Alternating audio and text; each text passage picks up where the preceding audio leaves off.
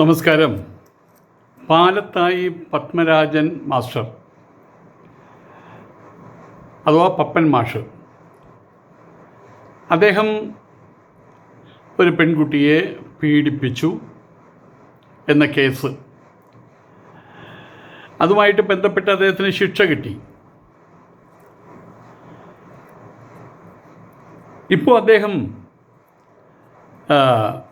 ജാമ്യം കിട്ടി പുറത്തു വന്നിരിക്കുകയാണ്.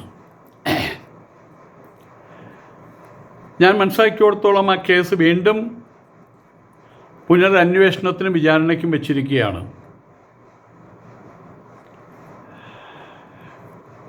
തന്നെ 3 പ്രാവശ്യം പീഡിപ്പിച്ചു എന്നും പീഡനത്തിന് ശേഷം അതിൻ്റെ ഫോട്ടോ എടുത്ത് ആർക്കൊക്കെ അയച്ചു എന്നും അതിനുശേഷം ഒരു ക്ഷേത്രത്തിൽ കൊണ്ടുപോയി താലി കെട്ടിയെന്നും ഒക്കെയായിരുന്നു പപ്പൻ മാസ്റ്റർക്കെതിരെ ഉയർന്നിട്ടുള്ള പരാതികൾ.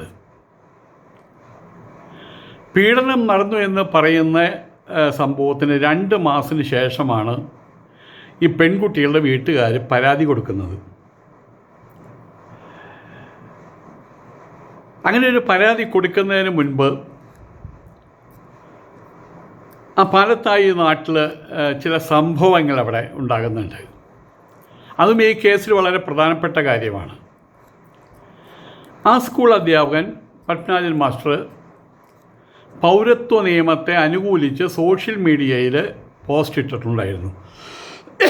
ഭൂരിപക്ഷം മുസ്ലിം സമുദായത്തിൽ നിന്നുള്ള കുട്ടികൾ പഠിക്കുന്ന ആ സ്കൂളിലെ കുട്ടികളോട് പൗരത്വ നിയമം എന്താണെന്ന് കൃത്യമായിട്ട് വിശദീകരിച്ചു കൊടുക്കുകയും ചെയ്തിരുന്നു.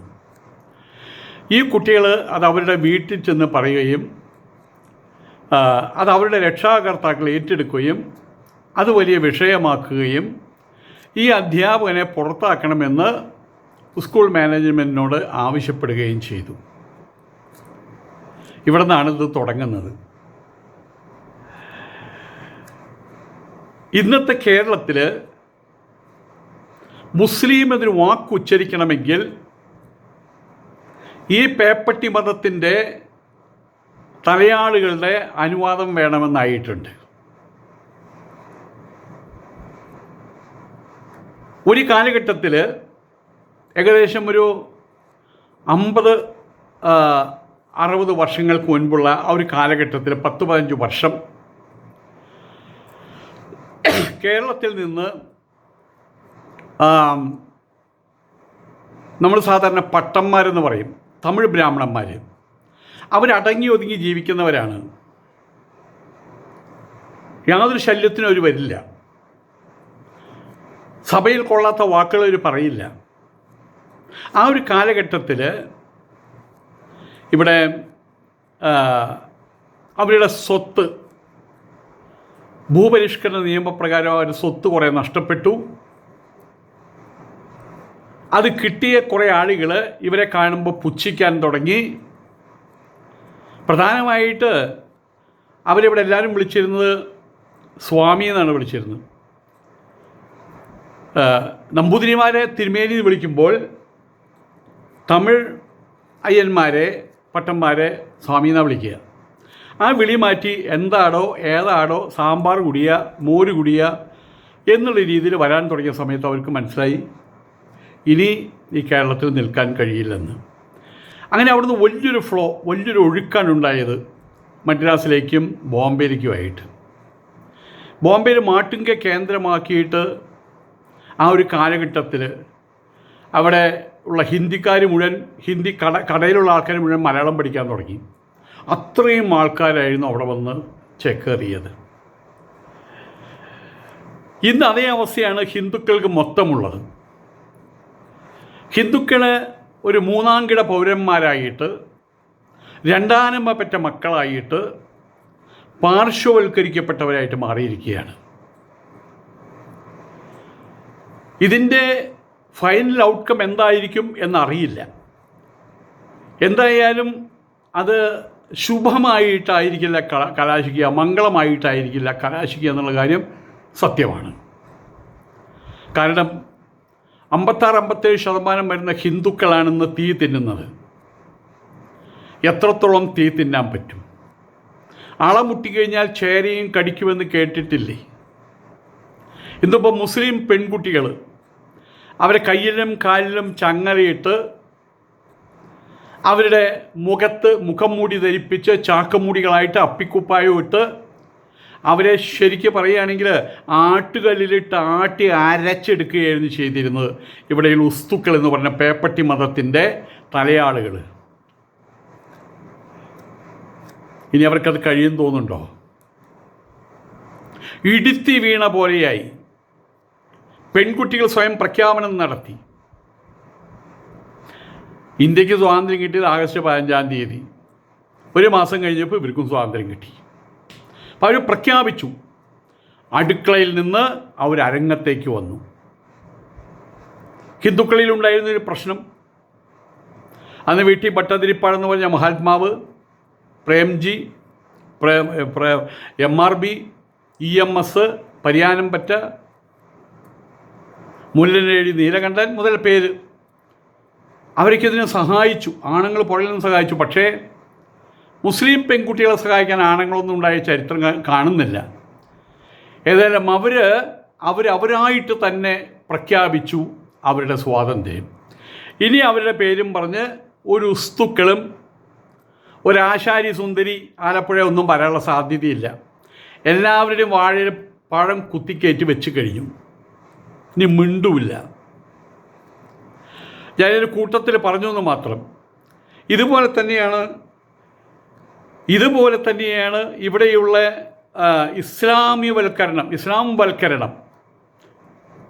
ഇസ്ലാമൈസേഷനോ എന്തെങ്കിലും പറയാം. കേരളത്തെ അതിന് പല രൂപത്തിലും പല ഭാവത്തിലും ഹിന്ദു ആളുകൾ പീഡിപ്പിക്കപ്പെടുന്നുണ്ട്. അതിലൊരാൾ ഞാനാണ്. ഇവിടെ കേസ് വന്നു, മലപ്രതിക്ക് പോകേണ്ടി വന്നു, താമസിക്കേണ്ടി വന്നു.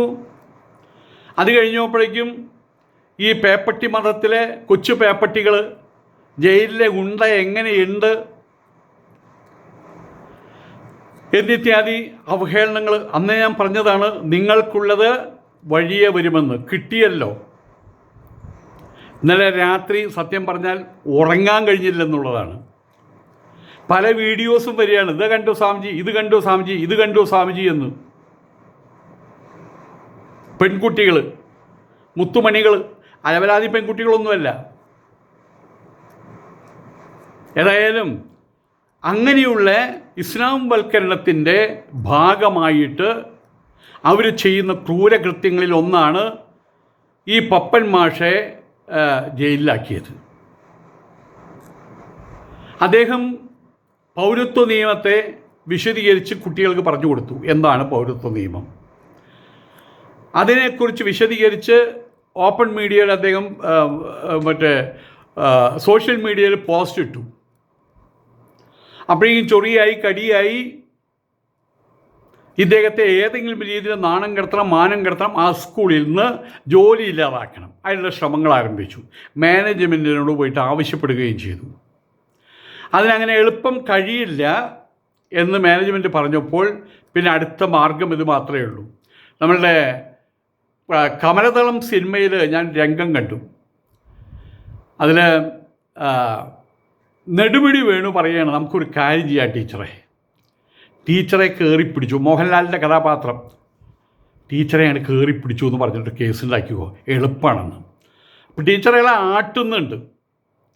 ഇതുപോലെ തന്നെ അവസാനത്തെ പരിപാടിയാണ്, വീട്ടിലൊരു പെൺകുട്ടി, ആ സ്കൂളിൽ പഠിക്കുന്ന പെൺകുട്ടിയെ പീഡിപ്പിച്ചു, അങ്ങനെ പീഡിപ്പിച്ചു, മലർത്തിക്കടിച്ച് പീഡിപ്പിച്ചു, പിന്നിൽ കൂടെ പീഡിപ്പിച്ചു എന്നിത്യാദി. അതായത് സ്വയം നാണം കെട്ടാലും വേണ്ടില്ല, ഹിന്ദുവായിട്ടുള്ള മാഷെ പുറത്താക്കണം, എന്നിട്ട് ഹിന്ദുക്കളെ അവഹേളിക്കണം, അധിക്ഷേപിക്കണം. അതൊരു പദ്ധതിയായിട്ട്, രസാത്മകമായിട്ടുള്ള പദ്ധതിയായിട്ട് ഈ പേപ്പട്ടി മതക്കാരെടുത്തു കഴിഞ്ഞു. എല്ലാവരും അല്ല.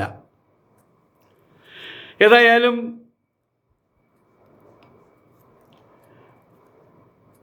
ഇദ്ദേഹത്തെ ഈ പൗരത്വ നിയമം വ്യാഖ്യാനിച്ചു എന്നുള്ളതിൻ്റെ പേരിൽ സ്കൂളിൽ നിന്ന് പുറത്താക്കാൻ കഴിയില്ല, അതിന് സാധിക്കില്ലെന്ന് പറഞ്ഞപ്പോൾ പീഡന ആരോപണം ഉന്നയിച്ചവരുടെ ബന്ധുവായിട്ടുള്ള ഒരാൾ, എന്നാൽ പിന്നെ ഈ അധ്യാപനം വല്ല കേസിലും പെടുത്തി ഒഴിവായി കൂടെ എന്ന് ചോദിക്കുന്നുണ്ട്. അവിടെ ഇവനിക്ക് എന്താ ചെയ്യേണ്ടത്? ഇവനിക്ക് ഈ തൊപ്പിക്കാരനിക്ക് എന്താ ചെയ്യേണ്ടത്? ഏതായാലും വെറുതെ പറയുന്നതല്ലതൊന്നും. ഇയാൾ അത് ചോദിച്ചത് പരസ്യമായിട്ട് ആ സ്കൂളിലൊരു അധ്യാപികയോടെയാണ്. ആ അധ്യാപിക അങ്ങനെ തന്നെ അത് പോലീസിലോടും കോടതിയിലും മൊഴിയായിട്ട് കൊടുത്തിട്ടുമുണ്ട്. പിന്നീട് മാനേജ്മെൻറ്റ് ആ പോസ്റ്റ് അധ്യാപകനെ കൊണ്ട് നിർബന്ധിച്ച് ഡിലീറ്റ് ചെയ്യുകയും ചെയ്തു. അധ്യാപികയോടാണ് ചോദിക്കുന്നത്, നമുക്കൊരു പീഡനം വെച്ചങ്ങോട്ട് കീച്ചിക്കഴിഞ്ഞാലോ ടീച്ചറേന്ന്. അവരിത് പോലീസിനോടൊക്കെ പറഞ്ഞതാണ്. ഇതിനെല്ലാം ശേഷമാണ് അധ്യാപകനെതിരെ പീഡനത്തിൻ്റെ പരാതി വരുന്നത്. അതുകൊണ്ട് തന്നെ നിഷ്പക്ഷരായിട്ടുള്ള നാട്ടുകാർക്കും അധ്യാപകർക്കും കേസ് അന്വേഷിച്ച പോലീസുകാർക്കും ഈ കേസിൽ തുടക്കം മുതൽ തന്നെ സംശയങ്ങളുണ്ടായിരുന്നു.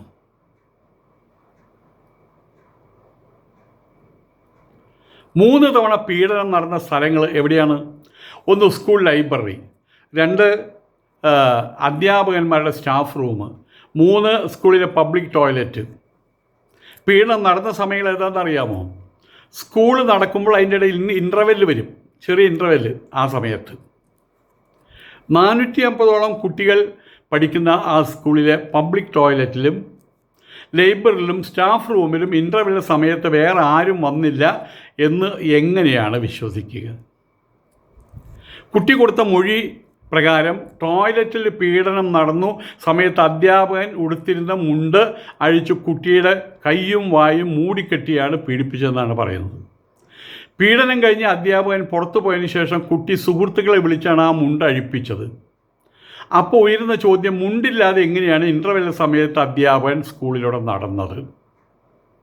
പീഡനം നടന്ന ദിവസം മാർത്തവമായിരുന്നു എന്നും ഒരു ടീച്ചറെ വിളിച്ച് പാഡ് മാറ്റിച്ചിരുന്നു എന്നും കുട്ടിയുടെ മൊഴിയുണ്ട്. എന്നാൽ അങ്ങനെ ഒരു സംഭവമേ നടന്നിട്ടില്ല എന്നും അന്നേ ദിവസം ഒരു ട്രെയിനിങ്ങുമായിട്ട് ബന്ധപ്പെട്ട് ടീച്ചർ മറ്റൊരു സ്കൂളിലായിരുന്നെന്നും അന്നേ ദിവസം സ്കൂളിൽ എത്തിയിരുന്നില്ല എന്നും ആ ടീച്ചറുടെ മൊഴി വേറെയുണ്ട്. അധ്യാപകൻ പീഡിപ്പിച്ചത് ഫോട്ടോ എടുത്ത് ആർക്കോ അയച്ചതായിട്ട് മൊഴിയുണ്ട്. ഫോൺ ശാസ്ത്രീയ പരിശോധനയ്ക്ക് വിധേയമാക്കിയിട്ടും അങ്ങനൊരു ചിത്രവും ഫോണിൽ ഉണ്ടായിരുന്നില്ല. പിന്നെ ഒരു ക്ഷേത്രത്തിൽ കൊണ്ടുപോയി താലി കെട്ടി എന്നും താലി കെട്ടുന്നതിന് മുൻപ് അടുത്തുള്ള ഹോട്ടലിൽ നിന്ന് ഭക്ഷണം കഴിച്ചു എന്നും പറയുന്നുണ്ട്. അന്നേ ദിവസം ആ ഹോട്ടലിലെ CCTV മുഴുവൻ അരിച്ച് പെറുക്കിയിട്ടും അങ്ങനെ 2 പേര് ആ വീഡിയോസിലില്ല. ഹാർഡ് ഡിസ്ക് ശാസ്ത്രീയ പരിശോധന നടത്തിയിട്ടും ഫലമുണ്ടായില്ല. പിന്നെ ക്ഷേത്രം, അങ്ങനെ ആ കുട്ടിയുടെ മൊഴിയിൽ പറയുന്നത് പോലുള്ള ഒരു ക്ഷേത്രം അവിടെയോ ആ നാട്ടിലോ ഇല്ല. പിന്നെ ഏറ്റവും പ്രധാനപ്പെട്ടത്, ഈ കുട്ടി പീഡനം നടന്നു എന്ന് പറയുന്ന ദിവസങ്ങളിൽ ആ അധ്യാപകൻ സ്കൂളിൽ എത്തിയിരുന്നില്ല എന്നുള്ളതാണ്. അതിലൊരു ദിവസം മറ്റൊരു സ്കൂളിൽ ട്രെയിനിങ് ആയിരുന്നു. വേറൊരു ദിവസം അയാളുടെ സഹോദരിയുടെ ഓപ്പറേഷനുമായിട്ട് ബന്ധപ്പെട്ട് കോഴിക്കോട് മെഡിക്കൽ കോളേജിലായിരുന്നു. ഇതിനെല്ലാം കൃത്യമായിട്ടുള്ള തെളിവുകളും ഉണ്ട്. അവസാനം കോടതി വിചാരണയിൽ പ്രതിഭാഗം ഈ ആരോപണങ്ങൾ എല്ലാം പൊളിച്ചപ്പോൾ ഇങ്ങനെയൊരു സംഭവം നടന്നിട്ടില്ല എന്ന കുട്ടിയുടെ അമ്മ സമ്മതിച്ചതിൻ്റെ മൊഴികളുമുണ്ട്. പിന്നീട് ഈ കേസിൽ പലതരത്തിലുള്ള ബാഹ്യ ഇടപെടലുകൾ നടക്കുകയും ഇടത് സർക്കാർ കേസിൽ ഇടപെടുകയും അതുവരെ കേസ് കൈകാര്യം ചെയ്ത ടീമിൽ നിന്ന് കേസ് മാറ്റി CPM പ്രവർത്തകരായിട്ടുള്ള പോലീസുകാരെ തെരഞ്ഞുപിടിച്ച് കേസ് ഏൽപ്പിക്കുകയും അവരെ കൊണ്ടൊരു കുറ്റപത്രം ഉണ്ടാക്കി കൊടുപ്പിക്കുകയും ചെയ്തു. കുറ്റപത്രം സമർപ്പിച്ചു കഴിഞ്ഞപ്പോൾ ആ കേസ് അതുവരെ കേട്ട ന്യായാധിപനെ വിത്ത് ഇമ്മീഡിയറ്റ് എഫക്റ്റിൽ മറ്റൊരു കോടതിയിലേക്ക് മാറ്റുകയും ചെയ്തു. ശേഷം വേറൊരു കോടതിയിലെ ന്യായാധിപയെ ഈ കോടതിയുടെ ചുമതല 3 ദിവസത്തേക്ക് താൽക്കാലികമായിട്ട് ഏൽപ്പിക്കുകയും അവർ വന്ന് ഒറ്റ ദിവസം കൊണ്ട് കേസ് മുഴുവൻ കേട്ട് അധ്യാപകനെ ജീവിതകാലം മുഴുവൻ ജയിലിലിടാൻ വിധി പ്രസ്താവിക്കുകയും ചെയ്യാനുണ്ടായിരുന്നത്. അതാണിപ്പോൾ പുനർവിചാരണ വീണ്ടും ആ കേസിനെ എടുത്തിരിക്കുകയാണ്. ഇനി ഒരു കാരണവശാലും ജാമ്യം കിട്ടില്ല എന്ന് കരുതിയിരുന്ന പപ്പൻ മാസ്റ്റർക്ക് ജാമ്യം കിട്ടുകയും ചെയ്തിരിക്കുകയാണ്. ഏതായാലും ഈ കാര്യത്തിൽ ഇപ്പോൾ അലറി നിലവിളിക്കുന്നത് ഇവിടുത്തെ ഇസ്ലാമിസ്റ്റുകളാണ്. അവർ തന്നെ ഭാഗവാക്കായിട്ടുള്ള ഈ സർക്കാരിനെ അവർ തന്നെ കുറ്റപ്പെടുത്തുകയാണ് ചെയ്യുന്നത്. പൂക്കി മേനോൻ വന്നപ്പോൾ ഇതാ കണ്ടോ, RSSകാരെ അയാൾ സപ്പോർട്ട് ചെയ്യുന്നു, RSSകാർക്ക് വേണ്ടി ഭരിക്കുന്നതാണ് UDF എന്ന് പറയുന്ന ഇസ്ലാമിസ്റ്റുകളോട് ചോദ്യം ചോദിച്ചോട്ടെ. നിങ്ങളും കൂടിയിട്ടാണല്ലോ ഇവിടെ UDF നിലവിൽ ഉണ്ടയാക്കി വെച്ചത്. നിങ്ങൾക്കതിന് പിരിഞ്ഞു പോയിക്കൂടെ? പിരിഞ്ഞിപ്പോൾ പോയില്ലെങ്കിലും അവിടെ തന്നെ ആണിയടിച്ച് മൂട്ടിൽ ആണിയടിച്ച് സ്വയം അവിടെ ഇരിക്കാൻ പറ്റാത്ത രീതിയിലാക്കിയിരിക്കുകയാണ്. പക്ഷേ നിങ്ങളുടെ ആളുകൾ തന്നെ ആ ആണി മൂട്ടിൽ നിന്ന് ആണി ഊരിയിട്ട് നിങ്ങളെ സ്വതന്ത്രരാക്കുവാൻ വിളിച്ചു കൊണ്ടുവരും. നിങ്ങൾക്കിനി അധികാരം അവിടെ ഇരിക്കാൻ പറ്റില്ല. കാരണം കേന്ദ്രം ഭരിക്കുന്നത് കേരളം ഭരിക്കുന്നത് സ്വയം സേവക സംഘമാണ്, RSS ആണ്, രാഷ്ട്രീയ സ്വയം സേവക സംഘമാണ്. അതിനെ മറികടന്നുകൊണ്ട് ഒരു സംസ്ഥാനത്തിന് നിലനിൽപ്പുണ്ടാവില്ല. ആയതുകൊണ്ട് തന്നെ പ്രാക്ടിക്കലായിട്ട് ചിന്തിക്കാനേ മുഖ്യമന്ത്രിക്ക് കഴിയുള്ളൂ. ഇങ്ങനെയുള്ളൊരു പേപ്പട്ടി മതത്തിൻ്റെ ആളുകളുടെ ഇടവിട്ടുള്ള അതിനനുസരിച്ച് കൊണ്ട് നിയമത്തെ അഥവാ ഭരണത്തെ മുന്നോട്ട് കൊണ്ടുപോകാൻ പറ്റില്ല. അത് ഇന്നല്ലെങ്കിൽ നാളെ ആ പ്രഖ്യാപനം വരും. ഇപ്പോഴെ തന്നെ അവരുടെ ആളുകൾ തമ്മിൽ PMCയുടെ കാര്യം പറഞ്ഞും അതുപോലെ മറ്റുള്ള പല പ്രശ്നങ്ങളിലും വഖഫിൻ്റെ പ്രശ്നങ്ങളടക്കമുള്ള പ്രശ്നങ്ങളിൽ അതുപോലെ തന്നെ വന്ദേ മാതരത്തിൻ്റെ പ്രശ്നത്തിലൊക്കെ കടിപിടിയാണ്. എല്ലാ കാര്യത്തിലും തലയിട്ട് എല്ലാ കാര്യത്തിനും പരിഹാരം കണ്ടെത്തുമെന്ന് പറയുന്ന ദൈവതുല്യനായിട്ടുള്ള ആർക്ക്? ഇസ്ലാമിസ്റ്റുകൾക്ക്. കുഞ്ഞാലിക്കുട്ടി അയാളിപ്പോൾ മിണ്ടുന്നതേയില്ല, അയാൾക്ക് മിണ്ടാൻ വാക്കുകളില്ല. കാരണം അയാൾക്കറിയാം ഇത് അധികകാലം നീണാൽ മുട്ടത്തെട്ടെത്തില്ല ഈ സർക്കാരിന് അദ്ദേഹത്തിന് അറിയാം. അതുകൊണ്ടാണ് ഇപ്പോഴേ അദ്ദേഹം മൗനിയായിട്ട് മാറിയത്, മൗനവ്രതത്തിലായത്. എന്തായാലും എല്ലാത്തിനും ഞാൻ ഇപ്പോഴും പറയാറുണ്ട്, എല്ലാത്തിനും ഒരു സമയവും കാലമുണ്ട് ദിനേശ. ഇപ്പോൾ മാറി മറിഞ്ഞ് വരികയല്ലേ. ഇനി ഉസ്താദുമാർക്ക് കുറേ കാലം മൗനവ്രതമായിരിക്കും. കാരണം ആ രീതിയിലാണ് മുസ്ലിം കുട്ടികളായിട്ടുള്ള മുസ്ലിം പെൺകുട്ടികളായിട്ടുള്ള മുത്തുമണികൾ എന്നേ പറയാൻ പറ്റുള്ളൂ. അവർ ഒരുങ്ങി വന്നതാണ്. കാരണം വെറുതെ കിടന്നിങ്ങനെ തുള്ളല്ല ചെയ്തത്, അവർ അറേഞ്ച്ഡ് ആയിട്ടുള്ള ഡാൻസാണ് കളിച്ചത്, പലരും അറേഞ്ച്ഡായിട്ട്. അപ്പോൾ മാസങ്ങൾക്ക് മുമ്പ് അവർ തീരുമാനിച്ചുറച്ചു വെച്ചതാണ്. ഞാൻ ഒരിക്കൽ പറഞ്ഞു, നിങ്ങളുടെ ഈ വേഷം കെട്ടുകളും നിങ്ങളുടെ ഈ ഹിന്ദുക്കളുടെ മേലെയുള്ള കുതിരകയറ്റം അതിന്നല്ലെങ്കിൽ നാളെ അവസാനിക്കും. എല്ലാത്തിനും ഒരു സമയവും കാലവും ഉണ്ടല്ലോ. ഹിന്ദു പ്രതികരിക്കും. ഉറങ്ങിക്കിടക്കുന്ന സിംഹമാണ് ഹിന്ദു എന്ന് പറഞ്ഞു. പക്ഷെ അതൊന്നും വേണ്ടി വന്നില്ല. സിംഹത്തിന് ഉണരേണ്ടി വന്നില്ല. ചവിട്ടി കൂട്ടുകയാണ് ചെയ്തത് മുസ്ലിം പെൺകുട്ടികൾ. അവരേത് രീതിയിൽ അവരെ സത്യം പറഞ്ഞു കഴിഞ്ഞാൽ അവരുടെ കാൽക്കളിൽ സാഷ്ടാംഗ പ്രണാമം ചെയ്യാനാണ് തോന്നിയത്. കൊടുങ്കാറ്റ് പോലെയാണ്, ചുഴലിക്കാറ്റ് പോലെയാണ് അവർ വന്നടിച്ചത്.